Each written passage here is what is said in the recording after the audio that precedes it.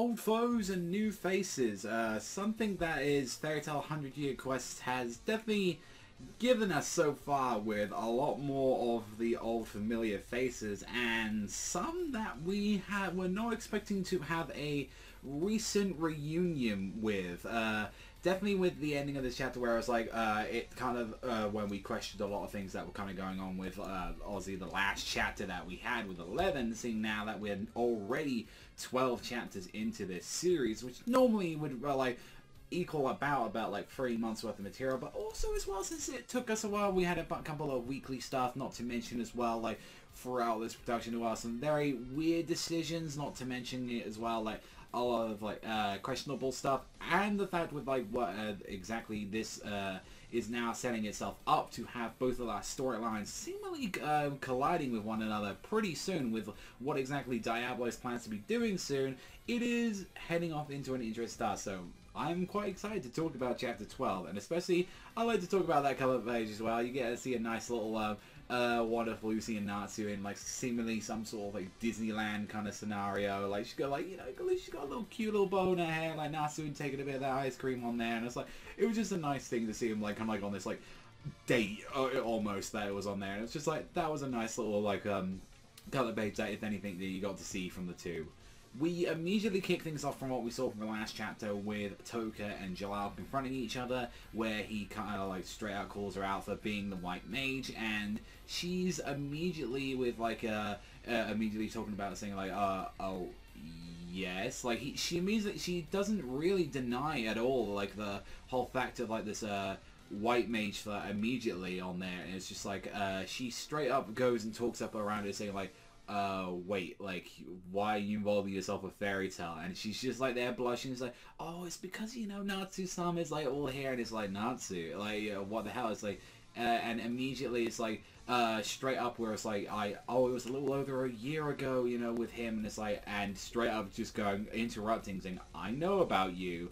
I know, like, Avatar, like, there's a group around there, the founders of Liberius, like, that they call him. It's like, White Mage, it sounds like it's good, but the ideology of what exactly, like, the White Mage is quite dangerous, to change a world into nothing. So, whilst, like, her whole thing was, like, to pretty much purify the entire world in light, if anything, and that, and she's, like, they're, like, being confused, where it's like, are you sure you're not mistaking me for someone else, if anything? It's like, indeed, what you know me as is indeed Toka, but I don't know anything about like white magic. I'm a water mage, if anything, on there. And it's like, and exactly where she's like, alright then, where the hell did you learn that, like, water magic then? And then she starts, like, you know, getting a little bit hesitant from that, and it's like, you took that from a dragon, and there's been cases of magic being stolen by someone, and people getting their magic, like, you know, you can die from deficiency of this, and this has been over 100 cases in the recent month, and we know that Culpers is a believer of Liberius, so yeah, they have immediately narrowed it down to at least her, what they're talking about, saying, like, oh, the great witch that has lived over, like, this time, and pointing, all the fingers are pointing at you right now. And as soon as he was now about to get involved, who else but fucking Alaxis, of all people, interrupts this little confrontation in the rain, as, like, he's like, even Jalal's taken back a bit. He's like, Alaxis, like, you? Like, really? And he's just like, and Toka's there, like, you know, acting like the damsel in distress. She's like, oh, please help me and all that. The strange man's making weird accusations, and he's like, Alaxis. Like, weird that I don't think these two really ever had an interaction, because we've had this with Mystigan, like, you know, we had it with him and Laxus, but never really, you know, Arjalal, and, like, also as well with Laxus, and he's just like, look, hand over the girl, and he's like, you know I can't do that, like, straight up, and he's like, that girl is dangerous, and it's like, she, like, and immediately Laxus is like, he is taking the Fairy Tail creed a little bit too much to heart. It's like, she's got the crest, she became part of the family, and it's just like, immediately, like, Jalal's being the straight guy. It's like, did you even bother with a background check? Did you even know who she was when you welcomed her? And it was just like, look, Laxus, like, because again, with Fairy Tail, like, their whole mentality is that it doesn't matter where you came from. It doesn't no one gives a shit about people's backgrounds. What matters is she's part of us. And I'm like, no, that's kind of the point. You don't need, you need to actually kind of do shit like that. So it doesn't, I understand the mentality of it, but it's like, the problem is that it's a fantasy world, and then you think with a real life scenario, but it's like, if you never did a zero background, this is how you get a bunch of creepy ass motherfuckers, serial killers, murder, you know, all the kind of like dark shit that you get in the universe, where it's like, no, you need to do these checks because this is going to be a real bad thing. And he's like, and even if she's like evil, like he's like, what about you, Jalal? Like, you're pretty much evil, like what you've done. And he's like, I am no hero or anything like that, but I'm protecting this guild and I'm protecting its people. So Jalal is gonna have to seemingly get involved in a fight unless it gets interrupted somehow with Laxus, which would be a pretty interesting one. Two like S-class mages on there, and I was gonna say the art that they at least had for that, like kind of like the duality, like the one part that like faces all covered in the shadows, the lightning bolts and everything. It's like, that is a interesting fight to say the least, because again, I think at least on power wise level and all that, because again, like Mystigan was like an S-class mage, and like we saw like all the kind of crazy stuff that he could do, and like it was always like hinted that he was like as strong as Jalal. So like with seeing the Endless version of him, it really does then make me curious then if we even are gonna get something like that. But again, you understand Laxus's mentality, and exactly with all this kind of recent stuff that they went through like a year ago, it is, without a doubt, it makes Laxus and Fairy Tail look incredibly stupid though, where it's like, again, it's fantasy and it's meant for a younger audience, but it's like, you really, with stuff like that, you can't just let random fucking people through the door. I know it's supposed to be like, no matter where you come from, your family, you know, will treat you right, but it's like, look what they did with like Gargiel and Juvia. They actually knew about them beforehand, and then it was Makarov that decided to let them in, and it was just like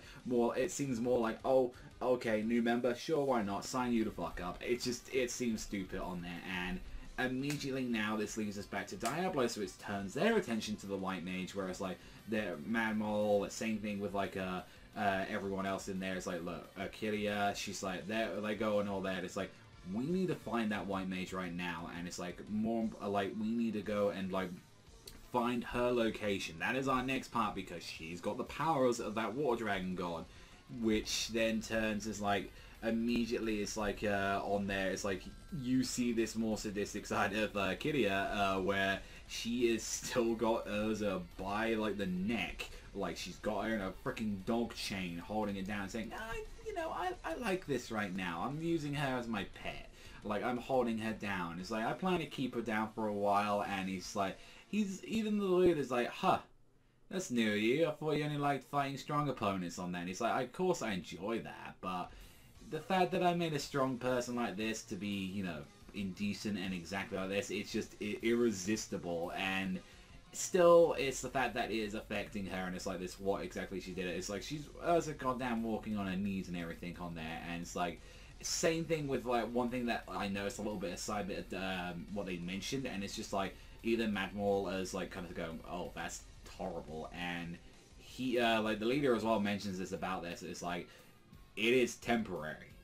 This is not a permanent thing, and it seems like this thing can just come undone. But again, they also hint it's like she's a woman who cuts up anything that is like she's bored of. So if Natsu and the others don't even like bother with this could end up in a scenario in this case, which ends up is why we see on the ship Natsu and Wendy got taken. Obviously Gray didn't, because of like what, you know, what was hinted. It's like, oh no, he got hit by like the attack and everything that kind of melted away into like, you know, particles.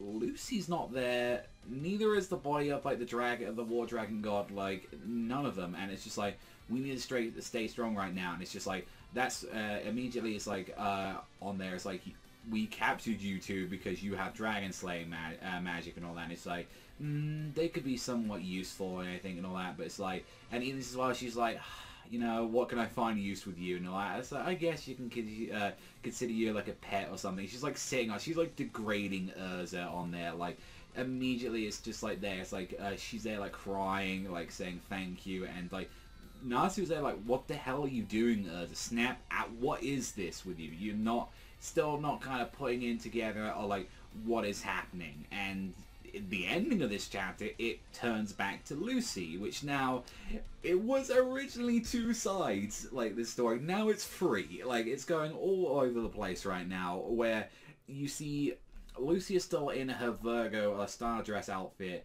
She's there like sailing, like just rowing a boat into the sea. We see as well that the Water Dragon God is pretty much in a critical condition as well, and it's like, we need to go and get them right now. And it's just like, we don't know like about Gray. We're unsure about what happened to him, and it's just like, immediately her retainer is like, you need to just get up. I'll give you our boat, so just go away and all that. And it's like, she immediately also as well thinks like this, like this is their fault for the most part. It's like, you can tell how much she deeply cares for him and everything. It's like, you know, that how their relationship is, and even what they've kind of really hinted at as well.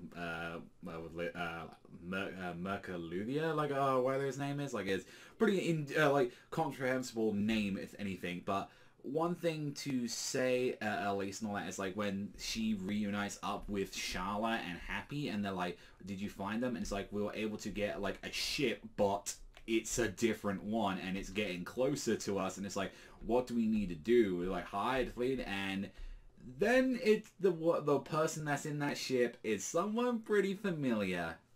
It's your girl, Brandish, of all people, decides to pair up. Who just like, I'm not gonna eat ya. Flick throws a little tiny Gray across him, and it's like, well, there goes that little suspense that we had for those weeks and everything. Gray is alive and kicking. Of course, he wasn't going to be disintegrated into ashes or anything, and it's like, she's there talking like, you know what? It's been a while, Lucy, and all that, long time no see, and all that. So he was in danger, so I just made him small. And it's just her sitting down with a drink by her side, little umbrella, just enjoying everything, all that. One thing I gotta say and all that is like, it's just her in like that little bikini outfit on there.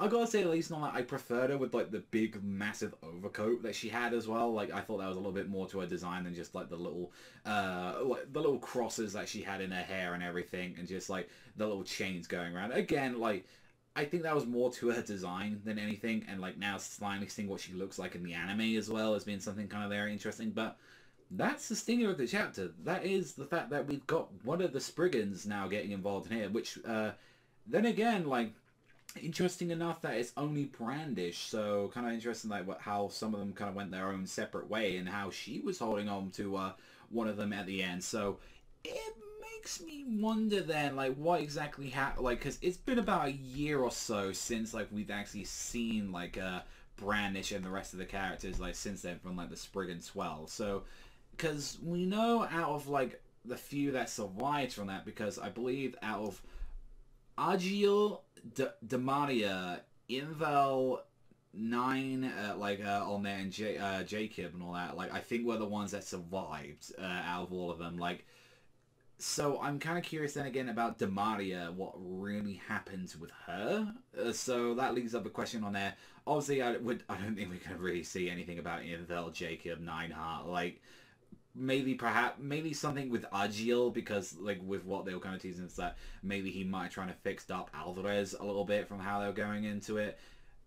It'd be interesting if they do go into some of those characters again, but it's like, again, who knows at this point. But we definitely do consider, you know, August, Serena, Irene, Lacade, Wall, Bloodman. I believe those are the ones that were canonically confirmed to be dead. If I remember, 9, I believe it is this, definitely Agiel, definitely Ozzy, Brandish, Demaria.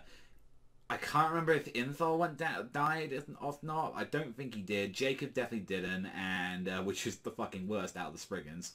And 9, I'm pretty sure, was one of the few that survived as well. So I'm kind of curious as well, if anything, what kind of happened to a few of them in the very least on there, because, you know, after seeing multiple of like sort of what their abilities and capabilities of these Spriggans, I honestly, after seeing this stuff and with the chapter, it can become very interesting. Again, I know a lot of people were like, oh, what the fuck with like the whole Gray reveal, but then again, I'm here, and it's like, it is sad the fact that it's like, oh, I expected that, which you kind of want to always have like a little surprise every now and then. It might get that.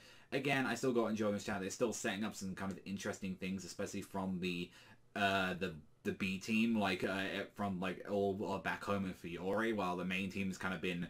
Honestly, the stuff with like the Team B has been the most interesting stuff going on right now. And meanwhile, Fairy Tail Team A, again, for once, it showed our heroes, our protagonists, actually losing.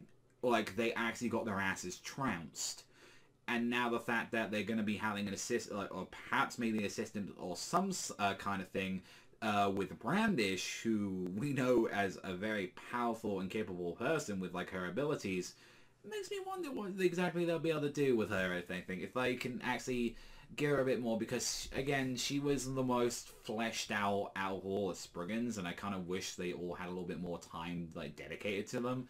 So, it makes me wonder if even Demadia is still with her, because last time those two were together, and they were seemingly close-ish, but when they're in separate ways. We'll have to see for, like, when the next chapter comes out, but I think it was a decent chapter. Like, I like the Jalal stuff. I think Lux is being a bit stupid, if anything, like, with how they act, but again, you can see with their mentality, and some of the stuff as well with, like, with Fairy Tail Team A, and I think it's like, oh, the Grey stuff, which was like, yes, he was not going to die. They were not going to do it that way. And, like, again, never be surprised when you see, like, something like that traumatic happen, because you're going to see it, like, come back at some point. But other than that, I'm very curious to see what you guys think of this chapter down below. That's all for me. Thank you as always for watching, and I'll see you guys, though, next time.